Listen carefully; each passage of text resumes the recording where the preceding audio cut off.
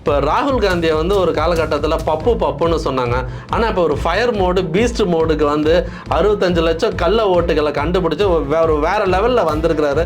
So பாஜகவோட இந்த தகுடு திட்டம், எலெக்ஷன் கமிஷன் மீது வைக்கப்படும் குற்றச்சாட்டு, big man comes the big டைம்னுவாங்க. அந்த மாதிரி நாட்டில் வந்து ஜனநாயகம் வந்து ஒரு மிக மோசமான ஒரு சூழ்நிலை ரொம்ப நாளாக போயிட்டு இருக்கு. இப்போ வந்து இதுக்கு கீழே போச்சுன்னா டைட்டானிக் கப்பல் மாதிரி தான் போய் எங்கன்னா முட்டிட்டு நிற்கும் இந்திய அரசியல். அந்த மாதிரி அந்த ஐஸ்பர்க்லாம் தெரியுது. இன்னும் கொஞ்ச நாள் போனால் ரோஸ் ஜாக்லாம் செத்து போயிடுவாங்க. இறந்து போனவங்களோட ராகுல் காந்தி அவங்களோட டீ குடிச்சிட்டு ஏதோ அவங்களாம் உயிரோட தாங்க நாங்கள் பாருங்க செத்து போயிட்டாங்க. செம்ம ஹைலைட். அது மாதிரி இப்போ சமீபத்தில் கூட ஒரு அதிகாரி ஒருத்தரை பார்த்தோம், காவல்துறை சார்ந்த ஒரு மூத்த அதிகாரி. அவருக்கு இந்த இந்திய அரசியல் பற்றி எல்லாமே தெரியும், வெளிமாநிலத்திலலாம் வேலை செஞ்சார். அவர் என்ன சொல்கிறாருன்னா, பெங்களூரில் வந்துட்டு தப்பு நடந்திருக்கிறார், அங்கே வந்து அந்த ஓட்டுக்கு கணக்கே இல்லை. அப்போ இது வந்து மாட்டிக்கிட்டாங்க. ஒரு வீட்டில் 30 பேர் 50 பேர் இருக்கிற மாதிரி கணக்கு காட்டியிருக்காங்க. அப்புறம் 0ன்னு போட்டு வீட்டு அட்ரஸ். இப்போ என்னன்னு கேட்டால் பிரிட்ஜுக்கு கீழே இருந்தாங்க, குப்பத்தொட்டி பக்கத்தில் இருந்தாங்க. எலெக்ஷன் கமிஷன் சொல்கிறாங்க. எங்கள் பாரத பிரதமர் மோடி என்ன சொன்னார், வீடு இல்லாதவங்களே இல்லை, எல்லாருக்குமே வீடு இருக்கு. அப்போ அந்த வீடு எங்கே போச்சு? அதாவது குப்பையில் இந்தியா, கிளீன் இந்தியா. தேர்தல் ஆணையம் அம்பலப்பட்டு மாட்டிக்கொண்டு நிற்கிறது. மாட்டிக்கிச்சு. அதாவது தேர்தல் ஆணையம் என்ன சொல்றாங்கன்னா, ராகுல் காந்தி வந்து பத்த பிரதிமானம் செய்யணுமா, ஏன்னா அவர் கொடுக்குற தகவல் ஒரிஜினல்னு. எப்ப அவரா தகவல் கொடுக்குறாரு, உங்க தரவுகளை உங்க டேட்டாவை எடுத்து தான் அவர் கொடுக்குறாரு. அப்போ தேர்தல் ஆணையத்தோட நடவடிக்கை ரொம்ப மோசமா இருக்கு. இதை திசை திருப்ப இப்போ ஒரு 3 சட்ட மசோதா, அது ஒரே கல்ல 2 மாங்க. செய்திகளே ஒரு ஜனநாயக படுகொலை தான் இது. அதுல வந்து மாற்றுக்கிறதே கிடையாது. அப்ப என்ன ஆயிடும்னா, ரெசார்ட் பாலிடிக்ஸ் பண்ண வேண்டியதில்லை. ஒருத்தர் வந்து பிரச்சனை பண்றாரு அப்படின்னு தெரிஞ்சு, இப்ப கெஜ்ரிவால் இருக்காரு, கெஜ்ரிவால் தூக்கி நீங்க 30 நாள்லயே உள்ள போட்டுடலாம். கெஜ்ரிவால் கட்சி ஆட்டோமேட்டிக்கா கொலாப்ஸ் ஆயிடும். இது வந்து ஒரு அபாயகரமான முன்னெடுத்துக்காட்டு. மக்கள் வந்து ஓட்டு போடுவாங்க, இந்த ஓட்டுல தேர்தல் முடிவு வரும், தேர்தல் முடிவுல ஆட்சி மலரும். தனக்கு பிடிக்காத மாநிலம், பிடிக்காத முதல்வர் மேல ஒரு வழக்க போட்டு உள்ள தள்ளி 30 நாள்ல ரிசைன் பண்ண வச்சு ஒரு ஆட்டம் காண வைக்கணும். ஆமா, அரசியல் ரீதியா ஒரு ஆட்டத்தை காட்டும். எல்லா ஊர்லயும் ஷிண்டே உருவாக்கணும். அதுதான் கரெக்டான பாயிண்ட். வந்து வெஸ்ட் பெங்கால்ல மம்தா பானர்ஜி ஈடிய பிடிக்க போனாங்க. என்ன பண்ணாங்க, அவங்க சிபிஐ எல்லாம் தொண்டர்கள் ஓட விட்டுட்டாங்க. பண்ணிட்டே தான். எது பாக்குறீங்க, இந்த தூய்மை பணியாளர்கள் வந்து ஒரு மாதிரியான வேற லெவல்ல வந்துருச்சுல, அது கொஞ்சம் மிஸ் ஆயிருந்ததுன்னா ஜல்லிக்கட்டு மாதிரி ஆயிருக்கும்ல, போராட்டம் மாதிரி. கரெக்டா சொன்னீங்க. ஏன்னா 2 கல்லூரி மாணவர்களே போக ஆரம்பிச்சிட்டாங்க, புது கல்லூரி மாணவர்கள், நந்தன் ஆர்ட்ஸ் காலேஜ். உங்களுக்கு அந்த மாணவர்களை பத்தி நான் சொல்ல வேண்டியதில்லை. ஏன்னா போலீஸை விட ஐடி விங் நல்லா வேலை செய்யுது, இன்டெலிஜென்ஸை விட. கரெக்டா? ஆமா, உண்மை. ஐயா சேகர் பாபு அதுல மாட்டிக்கினார், திமுகலயே மாட்டிக்கினார். இவரு செட்டிங் தானே. அவர் என்ன நினைச்சாருன்னா, நம்மளே கற்பூரத்தை கொளுத்திட்டு அப்புறமா தூபம் போட்டு அணைச்சிடலாரு. பட் எரிஞ்சது பார்த்தா கற்பூரல திருவண்ணாமலை தீபம் மாதிரி பெருசா பேசக்கூடிய தன்மை. மரத்துக்கு போய் முத்தம் கொடுக்குறாரு. பார்க்கும்போது வெளியில இருந்து பார்க்கும்போது என்னையா இது மரத்துக்கெல்லாம் முத்தம். ஆனா மரத்தை நேசிக்கிறவன் ஒரு 1000ல ஒரு 10 பேர் இருப்பான். இது வந்து யூகேஜி ஃபர்ஸ்ட் ஸ்டாண்டர்ட்ல இங்கிலீஷ் சொல்லி கொடுத்துருக்காங்க. இது நீங்க 50 வயசு ஆனதுக்கு அப்புறம் வந்து சொல்றீங்க. யானையும் காட்டு மாடையும் அடிக்கிறதுக்கு போயிட்டு இருக்கும், குறுக்காம இருக்கா. அதனால இவர் என்ன பண்றாரு, நான் விட்டா அணில்ன்ற மாதிரி. அதனால இவர் என்ன விஜய குறிப்பா வந்து ஏறி அடிக்கிறாரு. இது எப்படி பாக்குறீங்க? ரொம்ப முக்கியமான ஒரு கேள்வி என்னன்னா, சீமான் அவர்களுக்கு லைட்டா பதட்டம், அண்ணனுக்கு வந்து பதட்டம் இருக்கு. அதை வந்து அண்ணன் வயாலே ஒத்துக்கிறாரு. இன்னைக்கு விஜய் அவர்கள் தான் வந்து உதயநிதி ஸ்டாலினுக்கு நேர் எதிரி திரட்டு. ஸ்டாலின் அவர்கள் முதலமைச்சராக இருந்துட்டாரு. சமீப காலமாக காங்கிரஸ் கட்சியில் இருக்கிற எம்பிக்களையோ இல்லை முக்கியஸ்தர்கள் வீட்டில் எதனா ரைடு நீங்கள் இப்போ சமீபமாக கேள்விப்பட்டீங்களா? இல்லையே. ஏன்? இதே மாதிரி அதிமுக நீங்களும் இருந்தீங்கன்னா அமைதியா இருக்கலாம், இதே மாதிரி திமுக நீங்களும் இருந்தீங்கன்னா அமைதியா இருக்கலாம். இல்லன்னா இடி வரும், அந்த மசோதா உங்க மேல தாக்கல் வரும். மசோதா, அந்த புது மசோதா 1 month ஜெயில தூக்கி போடு. எடப்பாடி பழனிசாமி இப்ப அமைதியா இருப்பாரு. ஒருவேளை தேர்தல் நேரத்துல நம்ம பார்த்தோம், கடந்த காலத்துல லீலா பேலஸ் ஹோட்டல்ல பேரம் பேசுறதுக்கு பாருங்க, எடப்பாடி பழனிசாமி வந்து அதுல மாஸ்டர் பண்ணிருக்காரு. பிஜேபிக்கு வந்து போன வாட்டியுமே வந்து சீட்டுலாம் நிறைய எல்லாம் கொடுக்கலையே. டிசம்பர்ல போயிட்டு நீங்க ரைடு விட்டீங்கன்னா மக்களோட ஆதரவு யாருக்கு வரும்? எடப்பாடி பழனிசாமிக்கு வரும். திரும்பிடும். அதனால அதெல்லாம் அவரும் ஒரு கணக்கு போடுவாரு.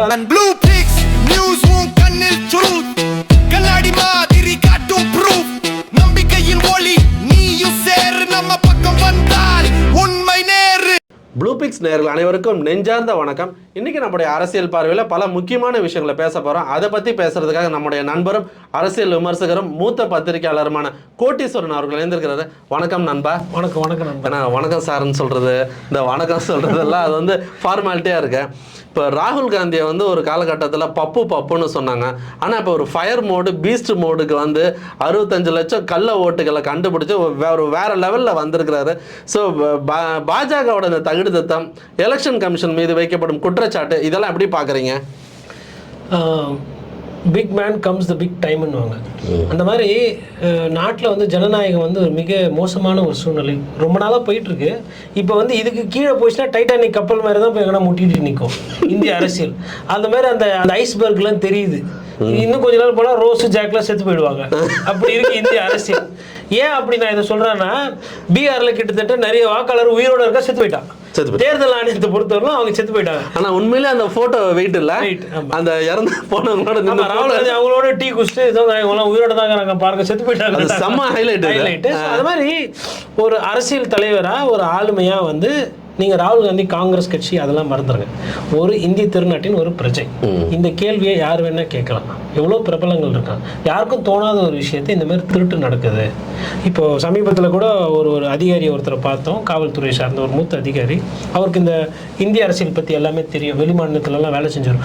அவர் என்ன சொல்கிறாருன்னா, பெங்களூரில் வந்துட்டு தப்பு நடந்திருக்கிற மாதிரி தான் எங்களுக்கு தெரியுது. ஏன்னா ஒரு 12% வாக்குகள் இப்போது கடந்த காலத்தில் டிஎன் சேஷன் காலத்தில் ஆகட்டும், இல்லை ஐயா நரேஷ் குப்தா காலத்தில் எப்படின்னா 70% வாக்குப்பதிவு அப்படின்னு சொன்னால் பத்திரிகையாளருக்கு நமக்கு ஒரு 8 மணிக்கு 7 மணிக்கு சொல்லுவாங்க 70%. கூட ஒரு வார்த்தை சொல்லுவாங்க, ஒரு 0.5% இல்லை 1% முன்ன பின்ன ஆகும்னு சொல்லுவாங்க. அதிகபட்சமாக அது வந்து 1.5% போயிருக்கு. அதே 2% போயிடுச்சுன்னா அன்னைக்கு இருந்த அரசியல் தலைவர்கள் கூப்பாடு போடுவாங்க. 2%, ஏன்னா வெற்றி தோல்வி 100 ஓட்டுல 1000 ஓட்டுல மாறும், 10,000 ஓட்டுல ஆட்சியே மாறும்.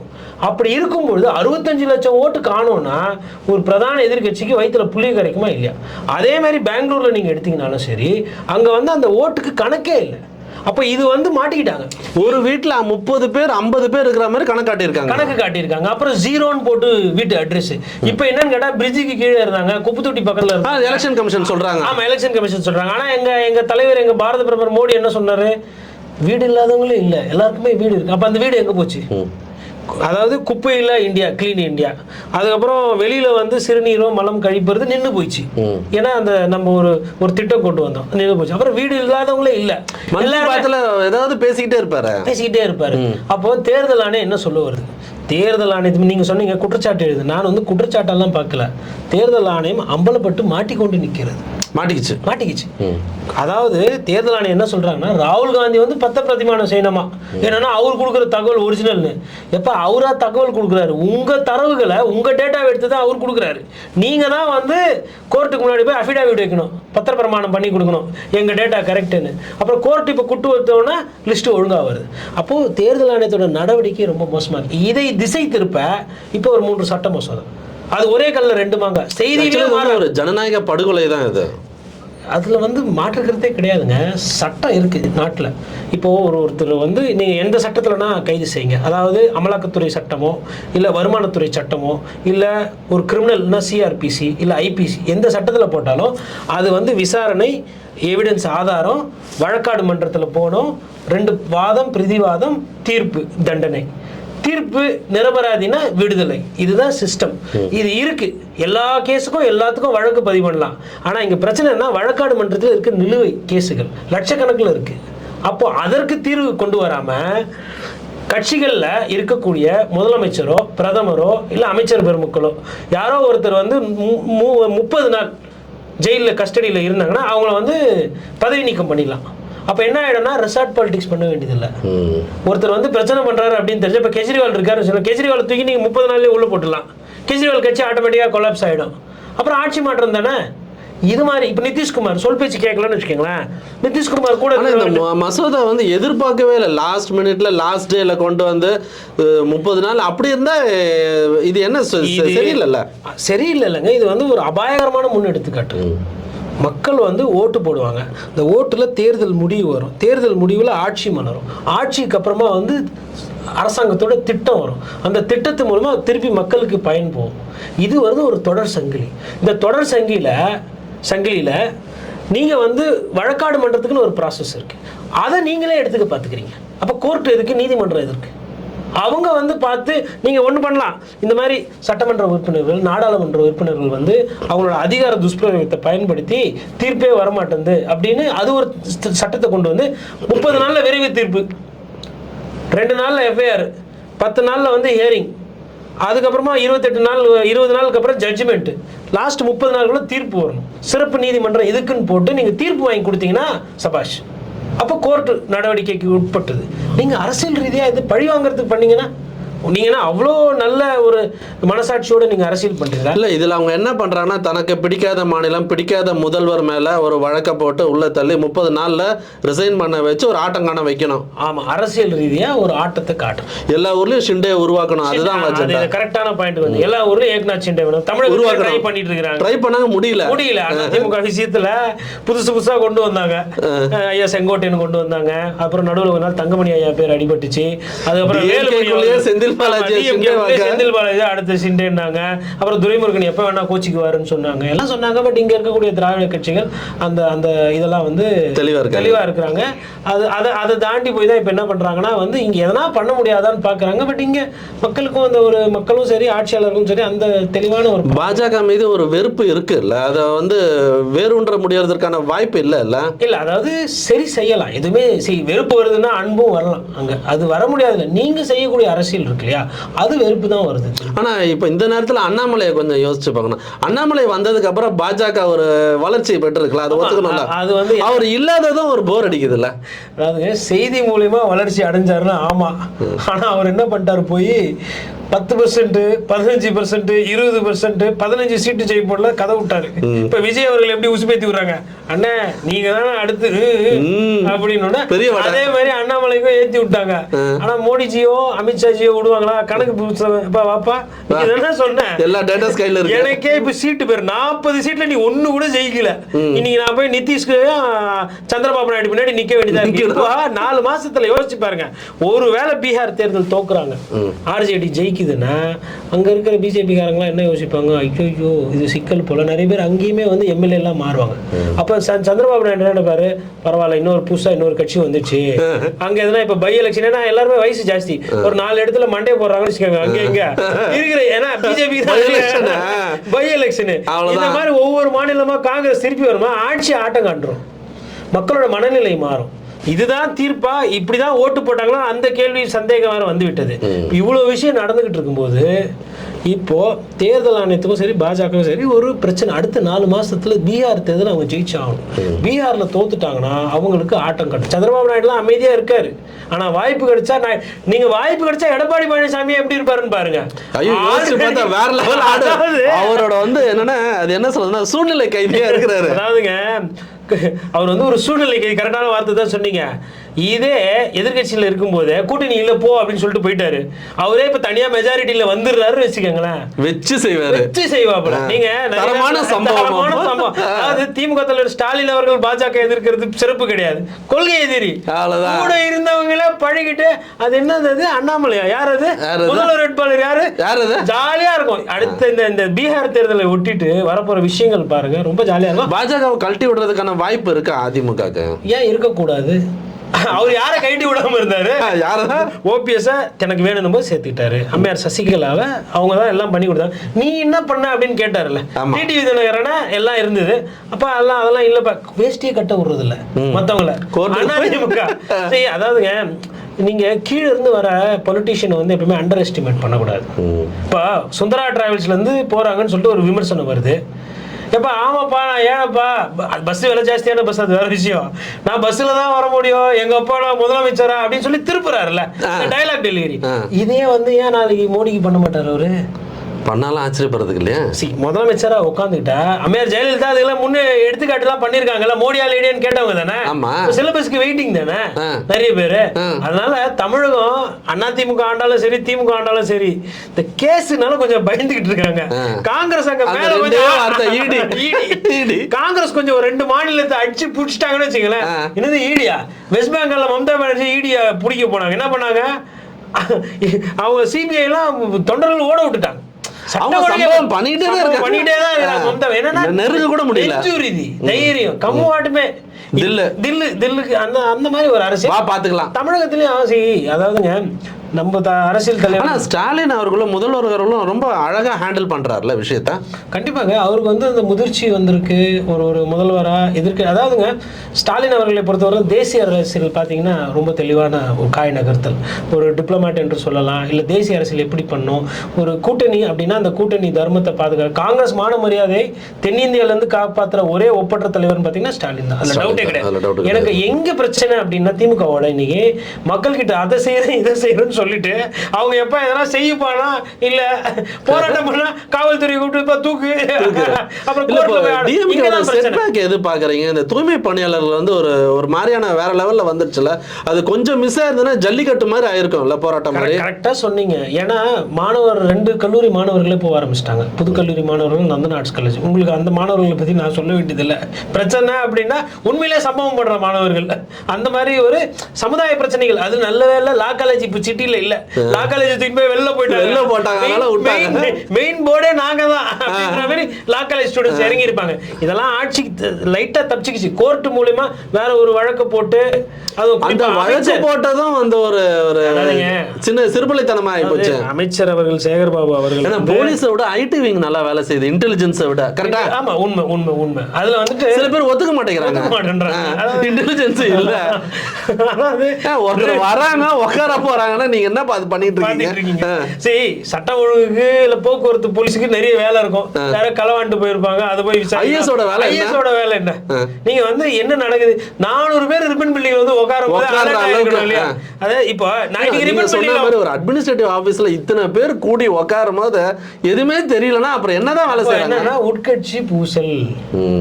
ஐயா சேகர் பாபு அதுல மாட்டினார், திமுகலயே மாட்டினார். இவரு செட்டிங் தானே. அவர் என்ன நினைச்சாருன்னா நம்மளே கற்பூரத்தை கொளுத்திட்டு அப்புறமா தூபம் போட்டு அணைச்சிடலாரு. பட் எரிஞ்சது பார்த்தா கற்பூரல திருவண்ணாமலை தீபம் மாதிரி பெருசா பத்திச்சு, காட்டு தீயா போயிடுச்சு. சென்னையில ஆரம்பிச்சது மதுரை இதன் போயிட்டு இருக்கு. இது கண்டிப்பா திமுக அரசுக்கு ஒரு நெருக்கடி தான். அதில் மாற்று கருத்து கிடையாது. இப்போ வந்து திமுக விடுங்க, இப்போ புதிய எழுச்சியா புதிய சக்தியா வந்து விஜய் வந்துட்டு இருக்கிறாரு. விஜய் வந்து நேற்று கூட அங்கிள்லாம் சொன்னார், நம்ம பேசியிருக்கோம். ஸோ அதை எப்படி பார்க்குறீங்க? விஜய் வந்து உண்மையிலே ஒரு த்ரெட்டன் ஃபோர்ஸா? அவர் வந்து ஒரு ஆப்ஷன். அதாவது எனக்கு இந்த முகமும் பிடிக்கல, இந்த முகமும் பிடிக்கல, இல்லை இந்த ஹோட்டலில் சாப்பிட்டு போர் அடிச்சு போச்சு, இந்த ஹோட்டல் முன்னாடி சாப்பிட்டேன், புதுசாக ஒரு ஹோட்டல் திறந்தா என்ன பண்ணுவோம், போய் சாப்பிட்டு அந்த மாதிரி ஆப்ஷன். இந்த ஆப்ஷனுக்கு எப்பயுமே தமிழகத்தில் 10% 15% கொடுத்துருக்காங்க. அப்படி ஒரு ஆப்ஷன். அந்த 15% அதை வைத்து இவர் தான் மாற்றம் முன்னேற்றம்னா அன்புமணி ராமதாஸ் என்னாச்சு ஞாபகம் இருக்குங்களா? அவர் தான் ஃபர்ஸ்ட் மாற்றம் முன்னேற்றம் கொண்டு அறிமுகப்படுத்தினார். அதே மாதிரி வைகோ, அப்புறம் மக்கள் நல கூட்டணி, அப்புறம் விஜயகாந்த் அவர்களா எதிர்கட்சி தலைவர் வந்து, அதுவும் எதிர்கட்சி தலைவர் எப்படி வந்தார்? கூட்டணினால தான் வந்தார். தனியாக நின்னப்போ என்ன ஆச்சுன்றது பார்த்தோம். அதனால கூட இருக்கிறவங்க இப்படி தான் ஊசி பேத்தி விடுவாங்க. அண்ணன் அதுண்ணே இதுண்ணே, கூட்டம் எப்படி திரும்ப வருது கூட்டம். நான் ஒரு சின்ன கணக்கு சொல்கிறேங்க. ஒரு 4 லட்சம் கூட்டம்ன்ற மாதிரி ஒரு சிலர் சொல்கிறாங்க, ஒரு சிலர் சொல்கிறாங்க 2.5 இருக்கும். நான் என்ன சொல்கிறேன்னா மிகைப்படுத்தி, ஏன்னா விஜய் ரசிகர் ஓகேங்களா, அதனால 8 லட்சமே நான் வச்சுக்கிறேன். ரைட்டுங்களா? 8 லட்சம்ன்றது 4 சட்டமன்ற உறுப்பினர். இன்னைக்கு வந்தவங்களோட உங்களோட அந்த மொத்தமாக 8 லட்சம் பேர் ஓட்டு போடுறாங்கன்னு வச்சுக்கோங்களேன், 4 சட்டமன்ற உறுப்பினர். சரி, அந்த 8 லட்சம் பேரும் இன்னும் ஒரு 3 மடங்கு ஒருத்தர் போயிட்டு அவங்க வீட்டில் அவங்க அம்மா கிட்ட அவர் நண்பர்கிட்ட சொல்லி இன்னும் 4 பேருக்கு போட்டால் 8 நாள் 32 லட்சம் ஓட்டு. 32 லட்சம் ஓட்டு வாங்கினா சீமான் அவர்களும் நீங்களும் சமம்.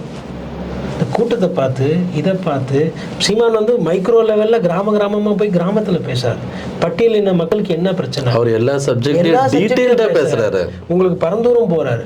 அதாவது சும்மா டச் பண்ணிட்டு கடந்து போற வேலை கிடையாது அவரு. சீமான் வந்து மக்கள் பிரச்சனைய அவர் பேசுறது வேணா அண்ணன் சிரிப்பாரு, அதுக்கப்புறம் கிண்டல் பண்ணுவாரு. அது மாதிரி வந்தா ஒரு மாதிரி மீம்ஸ் எல்லாம் வரும். அது வேற.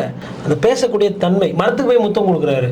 பார்க்கும்போது வெளியில இருந்து பார்க்கும்போது என்னையா இது மரத்துக்கெல்லாம் முத்தம். ஆனா மரத்தை நேசிக்கிறவன் ஒரு 1000த்துல ஒரு 10 பேர் இருப்பான்.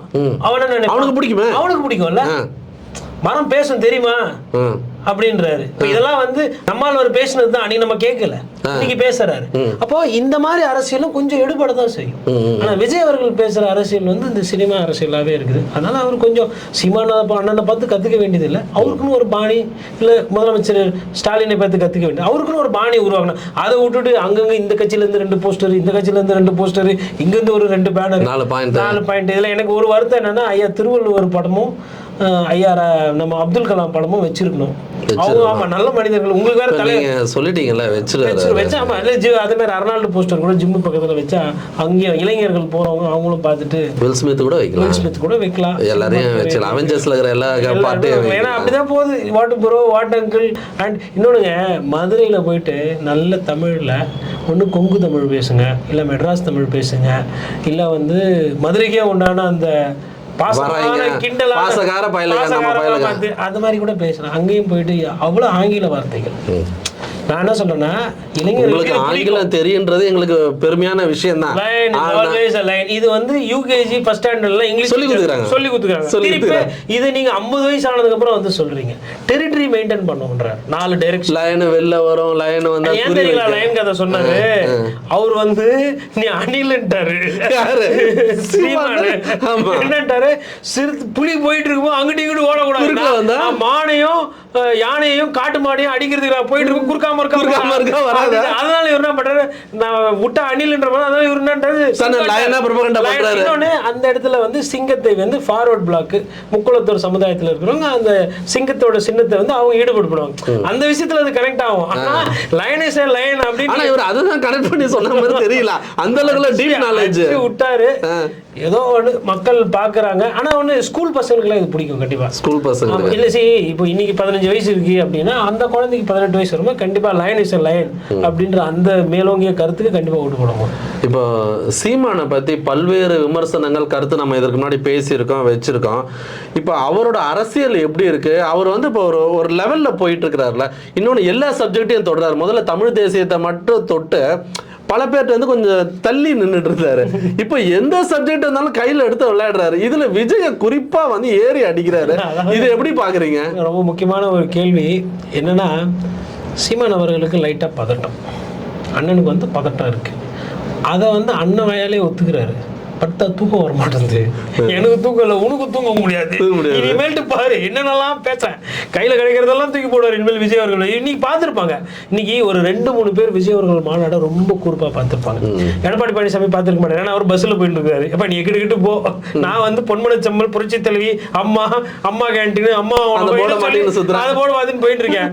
முதல்வர் கூட அந்த அளவுக்கு பார்த்துருப்பாரான்னு தெரியல. பட் உதயநிதி ஸ்டாலின் ரொம்ப பார்த்துருப்பாரு. ஏன்னா முட்டா த்ரெட்டு இன்னைக்கு விஜய் அவர்கள் தான் வந்து உதயநிதி ஸ்டாலினுக்கு நேர் எதிரி த்ரெட். ஸ்டாலின் அவர்கள் முதலமைச்சராக இருக்கிறாரு, இருந்துட்டாரு, அவரு ஃபியூச்சர்ன்றது வேற. அதுக்கப்புறம் சீமான் 2 பேர் பார்த்துருப்பாங்க. யார்? உதயநிதி ஸ்டாலினும் பார்த்துருப்பாங்க, சீமானும் பார்த்துருப்பாரு. கண்டிப்பாக இந்த நேரத்துக்கு நோட்டு புக்கோட அண்ணன் சீமான் எழுத ஆரம்பிச்சுட்டு இருப்பாரு.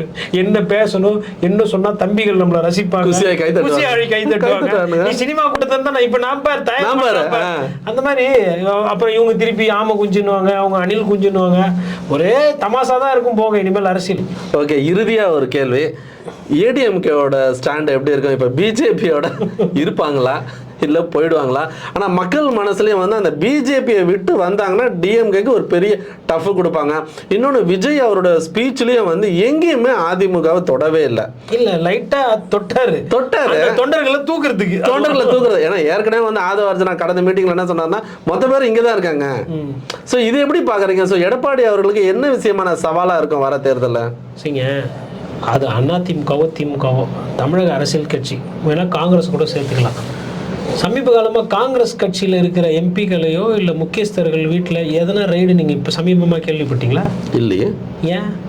பிஜேபியோட கொள்கை எதிரி யாரு? பிஜேபியோட பரம எதிரி யாரு? காங்கிரஸ் என்ன பண்ணா வெக்கேஷன் மோட்ல இருக்காங்க, ஹாலிடேல இருக்காங்க. இவ்வளவு பிரச்சனை நடக்குது. ராகுல் காந்தி போய் கஷ்டப்பட்டு ஓட்டு திருடு திருத்துருவாங்க. தமிழக காங்கிரஸ் கட்சி எப்படி இருக்கு? மௌனமா இருக்கு. அதனாலதான் அவங்க மீது அமலாக்கத்துறை வர்றது கிடையாது.